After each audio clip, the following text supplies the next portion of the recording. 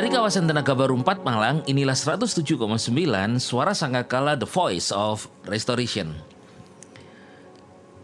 Sudah kita rasakan suasana Natal dan lagu-lagu Natal, ornamen Natal sudah kita mulai mendengarnya. Dan seluruh orang Kristen Katolik di seluruh dunia bulan ini banyak yang merayakan Natal melalui ibadah, melalui habit, kebiasaan, saling mengunjungi saudara, kue-kue Natal dan sebagainya. Nah, Christmas merayakan Kristus. Dan kita percaya bahwa ini kita sedang memperingati hari kelahiran Tuhan Yesus Kristus, meskipun Yesus Kristus tidak lahir tepat di tanggal 25 Desember. Tetapi kita merayakannya sebagai hari kita merayakan kehadiran Tuhan dan Juru Selamat Yesus Kristus, firman-Nya menjadi manusia.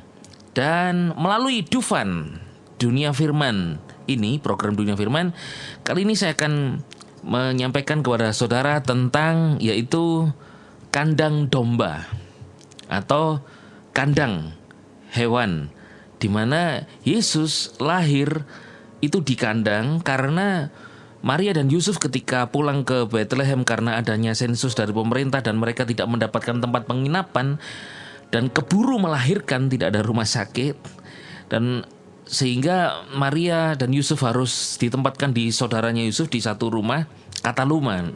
Rumah itu dalam bahasa Ibrani kataluma, rumah itu yang juga di mana di rumah itu ada kandang, dan akhirnya mereka ada di sana. Nah, kenapa Yesus akhirnya dilahirkan di kandang? Pasti tidak kebetulan, pasti ada maksud Tuhan. Nah, di dalam Imamat pasal yang ke-9 ayat yang ke-18, kita akan melihat di sana, kita akan melihat Yesus Kristus melalui kitab Imamat. Keselamatan melalui kitab Imamat ini, dan apa kaitannya dengan Christmas? Wah, tidak mungkin. Nah, kita lihat saja. Imamat 9 ayat 18 dikatakan, ia menyembelih lembu jantan dan domba jantan, suatu korban pendamaian bagi umat itu. Lalu anak-anak Harun menyerahkan darah itu kepadanya, dan ia memercikkan ke sekeliling mezbah korban. Di Perjanjian Lama selalu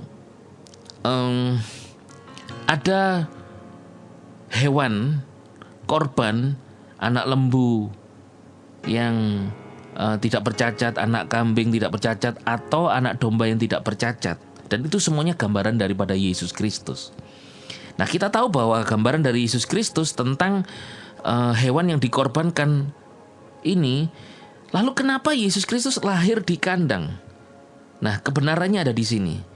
Kandang itu tempat hewan-hewan itu, di mana hewan-hewan itu adalah yang dikorbankan, yang tidak bercacat, yang dipilih, yaitu gambaran daripada Yesus Kristus, the Lamb of God yang tidak bercacat juga, spotless, blameless. Di mana Yesus, saudara, pasti Tuhan punya rencana. Kenapa lahir di kandang? Kandang itu tempat hewan-hewan itu, di mana hewan-hewan itu, domba, kambing, lembu, adalah dikorbankan, darahnya dicurahkan untuk penebusan umat Israel, korban pendamaian, juga penghapusan dosa mereka. Jadi dilakukan untuk penebusan, pendamaian, keselamatan, penghapusan dosa.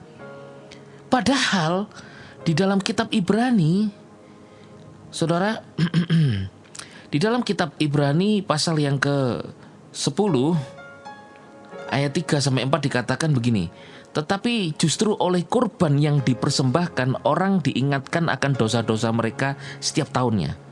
Sebab sangatlah mustahil darah lembu jantan dan darah kambing jantan menghapus dosa. Itu mustahil. Tapi di Perjanjian Lama dilakukan.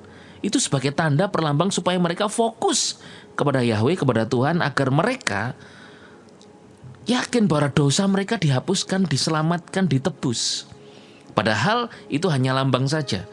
Mereka ada di bawah tuntunan hukum Taurat yang akan membawa mereka kepada Kristus, di mana nanti Kristus, the end of the law, itu yang betul-betul akan mencurahkan darahnya, menghapus segala dosa. Nah, Apa maksudnya Yesus lahir di kandang? Kalau ke kandang, fokus kita adalah hewan. Betul ya, saudara? Nah, Yesus lahir di kandang, yang pertama supaya fokus kita bukan lagi hewan itu, tetapi kepada Yesus Kristus. Lihatlah ketika Yesus lahir di Bethlehem itu, mata dunia mendengar nubuatan, Juru Selamat dunia telah lahir. Raja-raja dari timur pun datang, 3 orang Majus, tidak menyembah dan memberi persembahan kepada hewan, tapi kepada Yesus yang lahir. Mazmur kemenyan dipersembahkannya. Para gembala di padang Efata, mereka datang juga untuk menyembah Sang Juru Selamat Yesus Kristus. Nah, saudara, Tuhan telah mengganti hewan korban yang sementara adalah dengan Yesus Kristus, Sang Juru Selamat yang menghapuskan segala dosa kesalahan kita. Jadi kebenarannya adalah, yang pertama, kenapa Yesus lahir di kandang? Supaya engkau tidak lagi fokus kepada hewan-hewan itu yang ternyata di Ibrani dikatakan mustahil darah lembu jantan, darah kambing menghapus dosa. Saudara, kenapa Yesus lahir di kandang? Supaya engkau, fokusmu, engkau hanya memandang Yesus Kristus yang telah mengampuni dan menghapus segala dosa kesalahanmu. Yang kedua adalah, kenapa Yesus lahir di kandang? Waktu lahir di kandang, Yesus ditempatkan di palungan. Palungan itu adalah sebuah tempat untuk makan hewan. Nah, ini bicara tentang satu pekerjaan di mana manusia bekerja cari makan. Bicara tentang hidup. Manusia bekerja untuk menyambung hidup, untuk makan, untuk menyediakan segala satu kebutuhan hidup. Yesus lahir di kandang, lalu ada palungan di sana, adalah supaya engkau, ketika orang melihat ke palungan itu, ternyata Yesus lahir ada di palungan itu.